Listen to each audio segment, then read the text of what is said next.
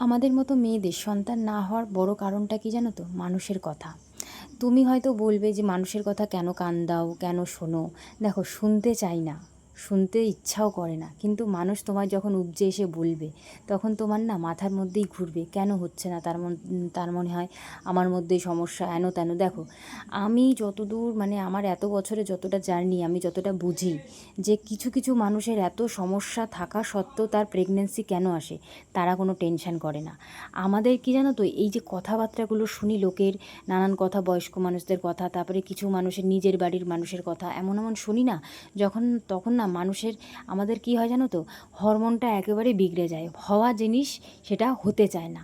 আমি ভেবে দেখেছি জানো তো, আমার একবার আমি একটা কিট মানে এক টেস্ট করেছিলাম, সেবার পজিটিভ এসেছিলো, কিন্তু এতটা দুশ্চিন্তা এতটা করেছি কি বলবো, হওয়া জিনিসই সেটা শেষ হয়ে গেল। আমার যতদূর ধারণা, টেনশন করলে না কোনো কিছুই হয় না, বিনা টেনশানে থাকলে সব কিছুই ঠিক হয়। কিন্তু ওই যে টেনশান তুমি করতে চাইবে না, টেনশান তোমাকে জাঁকড়ে ধরবে, কিছু কিছু মানুষ থাকে তোমাকে দিতে থাকবে। আর সত্যি কথা বলতে, গ্রামে গঞ্জে থাকলে না এই জিনিসটা খুব কমন।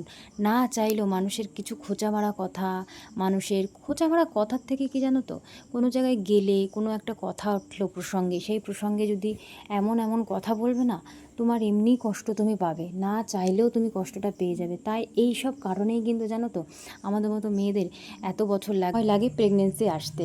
যাই হোক, অনেক কিছুই তো ভাবি, ভাবতে ভাবতে আবার যেন সেই জায়গায় এসে পৌঁছাই, গোল গোল ঘোরার মতো ঘুরতে চাই না, কিন্তু সেই গোলের পয়েন্টেই আমরা ফেসে যাই। কি বলো তো, সত্যি কথা বলতে আমার লাইফটা একটু অন্যরকম। আমি না চাইতেও এত কথা শুনি সবার থেকে, সেটা বলে বোঝাতে পারবো না। অনেকে বলবে কেন শোনো, না শোনো, শুনতে কেউই চায় না, শোনা তোমাকে লাগবেই, এটাই জীবন, এটাই হয়তো আমার পাপের শাস্তি, যেটা আমি মনে করি। আর সত্যি কথা বলতে কি জানো তো, টেনশান এখন থেকে অনেকটা কমিয়ে দিয়েছি।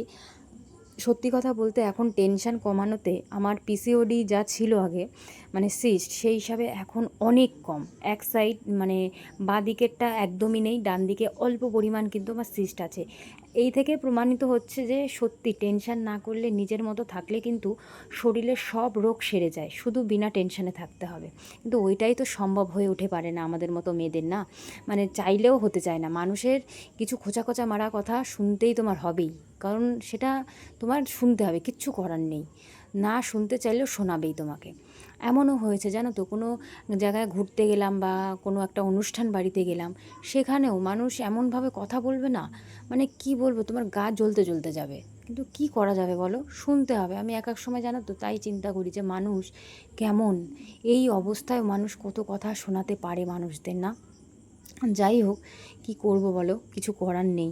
তো যাই হোক, অনেক দিদিভাইয়ের কিন্তু অনেক কমেন্ট আমাকে করেছে বেশ সুন্দর সুন্দর, তারাও কিন্তু মা হতে পারছে না, তারাও বলছিল এই এই ব্যাপার। সত্যি কথা বলতে আমি সত্যি বুঝি যে একজন, সে 1 বছরের জন্য ট্রাই করে না হোক বা 11 বছর, 10 বছরই হোক না কেন, যখন প্রেগনেন্সি না আসে না, তখন যে যে কষ্টটা আমরা পাই, যে একটা দিনই হোক না কেন আর 10 বছরই হোক না কেন, সেই কষ্টটার যন্ত্রণাটা একমাত্র সেই মেয়েটাই বোঝে। আর যাই হোক, তোমাদের সঙ্গে বলি আমার কথাটা, আমি মানে কি বলবো, আহ, নিজেকে যখন একটুখানি কন্ট্রোল করেছিলাম, মানে একটু যোগা টোগা খাওয়া দাওয়া ঠিক করেছিলাম, তখনই কিন্তু আমার অনেকটাই মানে শরীরটা ওয়েট লস হয়েছিল। প্লাস আমি বুঝতাম যে আমার পিরিয়ডস ঠিক হচ্ছে, আমার মাসে মাসে পিরিয়ডস হয়, কোনো কিন্তু সমস্যা নেই।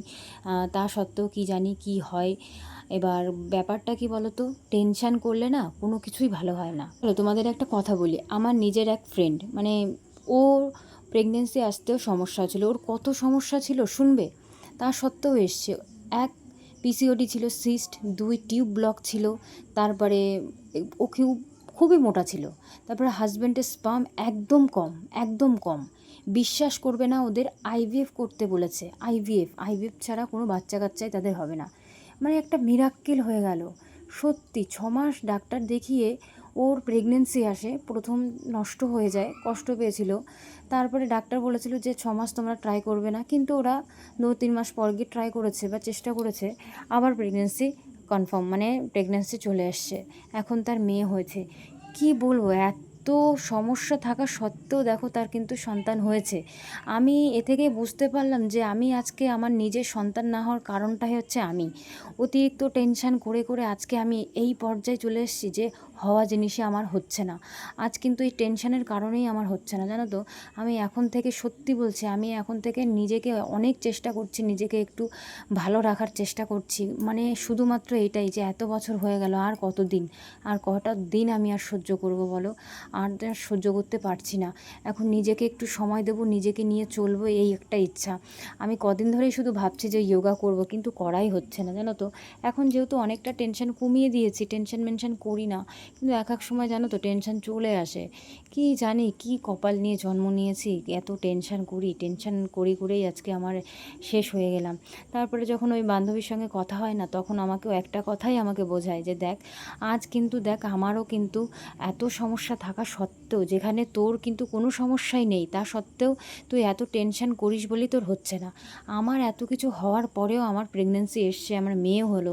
দেখ তুই টেনশন করবি না, দেখবি সব ঠিক হয়ে যাবে। টেনশন করলেই কোনো কিছু হয় না। আর সত্যিই তাই গো, আমি দেখেছি টেনশন করলেই শেষ, মানে একেবারে জীবনটাই শেষ হয়ে যায় টেনশন করে করে।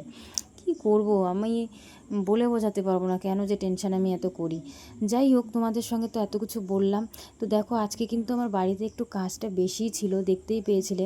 আমি তো আর কাজের কথা তোমাদের সঙ্গে বলতে পারি না। সকাল থেকে কাজ শুরু হয়েছে, আজকে দেরি হয়ে গেছিলো। আজকে সকাল সকাল বলতে 12টার মধ্যে হয়ে গেছিলো সব কাজকর্ম। ঘুমিয়েছিলাম 1.5-2 ঘন্টা। 2টোর সময় ঘুম থেকে উঠে চান করে এই যে পুজো দিচ্ছি। কি বলো তো, ঘুম ঠিকঠাক হয় না, জানো তো। এই কানের শব্দ এমন হয়েছে, নিজেকে এখন কন্ট্রোল করে রাখি। আমার একটার উপর একটা সমস্যা হতেই থাকে, কি আর বলবো। যাই হোক, আমি কিন্তু আজ রান্না করেছিলাম হচ্ছে মাছের ঝোল আর আলু আর উচ্ছে সিদ্ধ দিয়েছিলাম। তোমরা কে কে উচ্ছে সিদ্ধ ভালো খাও? আমি কিন্তু খুব ভালো খাই, জানো তো। তো যাই হোক, আলু খাওয়া আমার একটু কমাতে হবে, প্রচুর আলু খাই, জানো তো। এবার আমাকে রোগা দেখলে কী হবে, আমার ওয়েট কিন্তু ভালোই, জানো তো। এই যাদের সিস্ট বা পিসিওডি থাকে তাদের কিন্তু ওয়েট একটু কমানো দরকার। আমি ভেবেই নিয়েছি একটু ওয়েট কমাবো, একটু যোগা করব, কিন্তু ওই করব করেই ওই শেষ কথা, আর আমার করা হয় না। যাই হোক, কী আর করব। আর এদিকে কিন্তু বরমশাই চলে গেল কাজে। তারপর আমি বিকালে রান্না করেছিলাম রুটি, আর এদিকে একটু ডিমের ঝোল, একটু সয়াবিন আলুও দিয়েছিলাম, জানো তো। ভালো লাগে বেশ খেতে, জানো। আর গরমে আমাকে অবস্থা দেখতেই পাচ্ছ কেমন ঘেমে, আজকে ভীষণ পরিমাণে গরম পড়েছে, ভীষণ। যাই হোক, তোমাদের সঙ্গে আমি না সত্যি কথা বলতে সব কিছু শেয়ার করি তো মনটা হালকা হয়ে যায়, বেশ ভালো লাগে।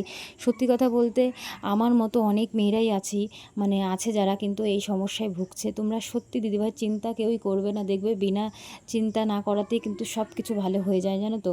আমার জীবনে কি বলো তো, অনেক ঝড় এসেছে, আরও অনেক কিছুই ঘটেছে আমার জীবনে। তোমাদের সঙ্গে আমি শেয়ার করব কেন, কারণ আমি এত চিন্তার কারণটা আমার কি, মানে কি যাই হোক, এক এক করে সব কিছুই তোমাদের সঙ্গে শেয়ার করব। যাই হোক, এখন একটু ফ্রেশ হয়ে নিয়েছি, একটু ভালো লাগছে। যাই হোক বন্ধুরা, ভিডিওটা এই পর্যন্ত শেষ করব। ভালো থেকো, সুস্থ থেকো সবাই। পরের একটা নেক্সট ভিডিওতে দেখা হবে।